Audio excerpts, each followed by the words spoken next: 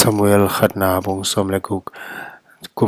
David kumpipa dia thau nil ahi huan topan Samuel kyanga Israel mi te kumpipa dia kadi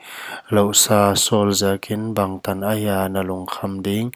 naki a sathau thun dim in la kwanin Bethlehem mi Jesse kyanga kahon sol ding atapa te laka mi kumpi pa ding in kasep hin ta hi achi hi Samuelin bangchi in kakwan thei dia solin anazale hon that ding achi hi topan bong la hon pi in la topa kyanga kithoi dia hong kahi chi in kithoi na a Jesse samin la nahi ding kaun hil ding amin kahon hil ding pa sathau hon nil honil sakin achi hi Samuel in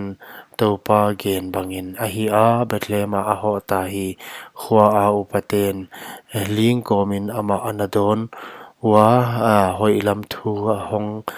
hong na hi mo achiu aman hoi lam thu a hi e achi hi topa kyanga kithoi dia hong kahi kisyang sakun la kithoi na a hong paisa mun achi hi Jesse le atapa te asyang saka kithoi na a asam hi huan hi chi ahong hi a hong pai un Eliab ana ena topa sathau nilpa ama a ompa ahima ama ve achi hi hima le topan Samuel kianga amel in hiam asandan hiam enin in en ken ama akadi ke topan mihing et bang in ai in topan mihing et bang in a en ke mihing in polam kiladana ena topan bel lungtang ayan zo hi achi hi Jesin Abinadab asam a Samuel ma a apai sakhi aman hiaileng topa tel ahinai ke achi Jesse in Shama ava paisak non hi aman hiaileng topa tel ahinai ke lai achi huchi in Jesse in atapa sagi te Samuel ma a apai sak nona Samuel in Jesse kyanga topan hiate atel ke achi Samuel in Jesse kyanga hiaya natapate om kim vekuya achi aman anaw pang pe na om lai ngain ama belam ching hi achi Samuel in Jesse kyanga wasam sakdi ve ahong tun masya itu ke dingu achi huchi in avasam saka ama hon pi ui ama bel san thiu thiau mitha kilom le mel hoi taka hi topan thoin la sathau nilin hiai ama ahi achi Samuel in sathau bom ki ala a unaw te laka ama sathau nil anil hi topa kha huaini a kipan nitak nak pi takin David tunga ahong tungta Samuel athowa rama a apaita hi kumpi Saul ina David hima le topa khain Saul apot sana topa Saul kha kilo in ama ahi buai hi Saul si kha te na kya ngain pathian Saul khagilo in nang hon hi buai hi katopa un nama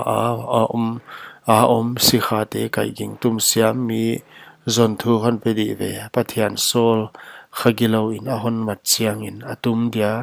na hoi mai ding achi hi Saul in kis si kha te kyanga tum siam tak mi hon zon sakun la ka kyanga hon piun achi asikha te laka khatin adunga akyanga ngai di Bethlehem mi Jesse tapa khat kamuta huai mi tum siam tak mi hang san tak kido mi thugen siam mel hoi takahi akyanga topa om hi achi hi Solin Jesse kyanga mi asola natapa David belam ching a om kyanga hon ho sakin achi hi Jesse in sabil tung tang ho le wain thol khat le kel no ala a Saul piak ding in David tapa in atapa David apasaki David kyanga Saul kyanga David awatung ama awading hi aman ana ena en ama aman ana it ma agalwan toy pa in apang sakhi Saul in Jesse kyanga David ka kyanga om hen kamit atung ma hi chi in hilding in mi asol hi wan hi chi ong hiya Saul tunga pathian Saul doi ahong om chang in David in kai ging ala a atum zel hu chi in Saul ahong hal a ahoi a doin apot san zel hi